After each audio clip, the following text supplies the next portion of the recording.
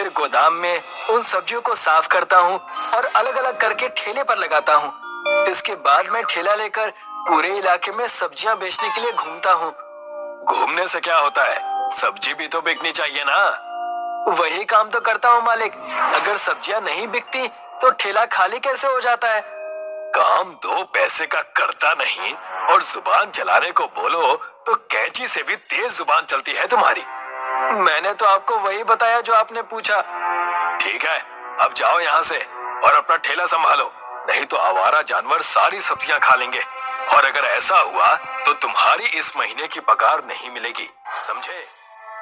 चंदू कुछ नहीं कहता और चुपचाप वहाँ से चला जाता है। चंदू अपना ठेला लेता है और बिना नाश्ता किए ही सब्जियां बेचने के लिए निकल पड़ता है। सब्जियां ले लो, ताजी ताजी सब्जियां ले लो। ममता और सुनीता दोनों एक एक थैला लेकर चंदू से सब्जियां खरीदने के लिए घर से नीचे उतरती हैं। नमस्ते दीदी, कैसी हैं आप? मैं ठीक हूँ चंदू, तुम कैसे हो? अब क्या बताऊं दीदी, मालिक हर बात पर डांटने लगते हैं। मैं तो ईमानदारी से अपना काम करता हूँ, दिन भर की सारी कमाई मालिक को दे देता हूँ, पर मालिक इस बात को समझते नहीं है। तभी पीछे से उसका मालिक आ जाता है और वो चंदू की बातें सुन लेता है।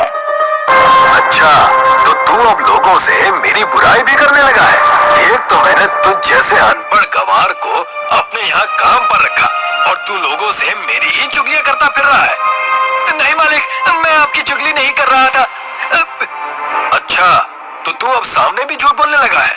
मैंने अपने कानों से सुना है कि तू क्या बोल रहा था मेरे बारे में। जब सामने ये हाल है तो पीठ पीछे न जाने तू क्या क्या करता होगा। आज से तू मेरे घर मत आना और मेरा ये ठेला गोदाम में जमा कर देना। पर मालिक, मैंने पूरे महीने काम किया है, मेरा पगार तो दे दीजिए। पगार के बदले ये ठेला तू ही रख ले, मुझे नहीं चाहिए तेरा ये मनहूस ठेला और तुझे कोई पगार भी नहीं मिलेगी। मालिक वहाँ से चला जाता है और चंदू काम से निकलने की वजह से रोने लगता है। रो क्यों रहे हो चंदू? तुम्हें मालिक ने काम पर से निकाल दिया तो क्या हुआ? तुम अपना खुद का काम शुरू कर दो। वैसे भी किसी और के भरोसे कितने दिन तक जीते? ममता की बातों से चंदू का आत्मविश्वास बढ़ता है। वो ठेले की सारी सब्जी बेचता है और उससे जमा हुए पैसों से अगले दिन फिर से सब्जी खरीदने की सोचता है। काम तो मैं कर लूंगा, पर रहूंगा कहाँ? जब चंदू को कुछ भी नहीं सूझता और रात बहुत हो जाती है तो वो रात को अपने ठेले पर ही सो जाता है और वो गहरी नींद में सो जाता है। कौन आ गया इतनी रात को? क्यों परेशान कर रहे हो भाई?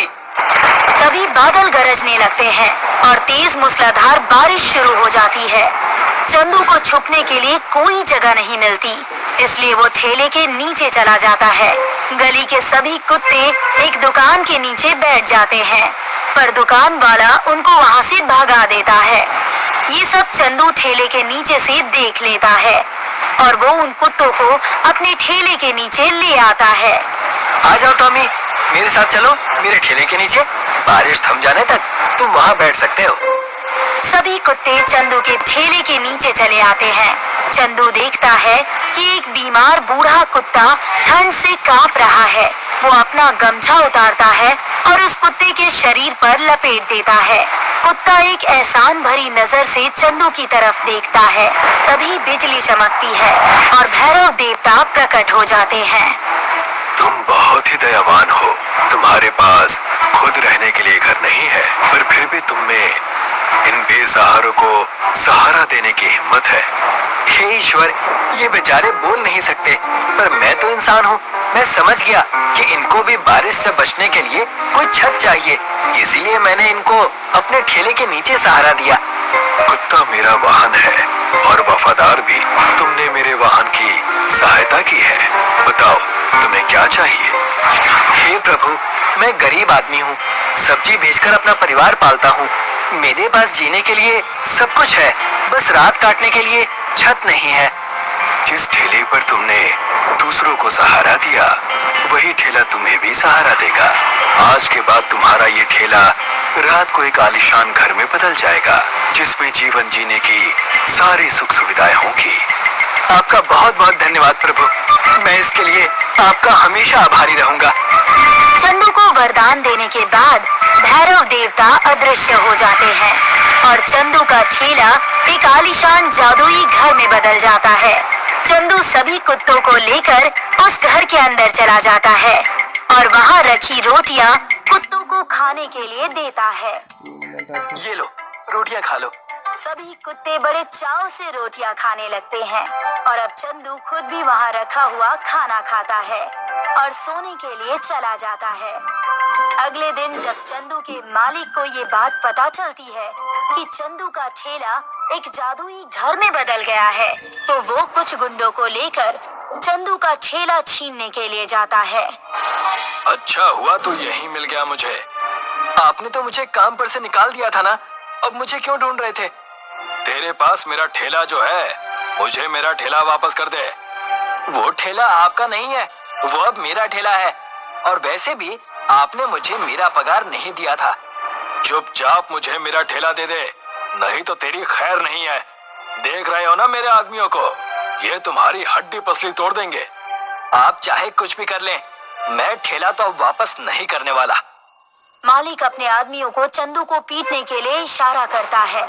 मालिक का आदेश पाकर सभी गुंडे चंदू को मारने के लिए लाठी लेकर आगे आते हैं। उनमें से एक आदमी चंदू को एक डंडा मारता है। ये तुम लोग ठीक नहीं कर रहे हो, तुम्हें इसकी सजा जरूर मिलेगी। वो गुंडे चंदू की बात नहीं सुनते और उसको पीटने लगते हैं। तभी वो कुत्ते जिनको चंदू ने अपने ठेले के नीचे शरण दी थी, वो ये सब देख लेते हैं और जोर जोर से भौंकने लगते हैं। सभी गुंडे जब चंदू को पीटना बंद नहीं करते, तो वो कुत्ते दौड़ते हुए आते हैं। कुत्ते उन गुंडों के पैर पर दांत से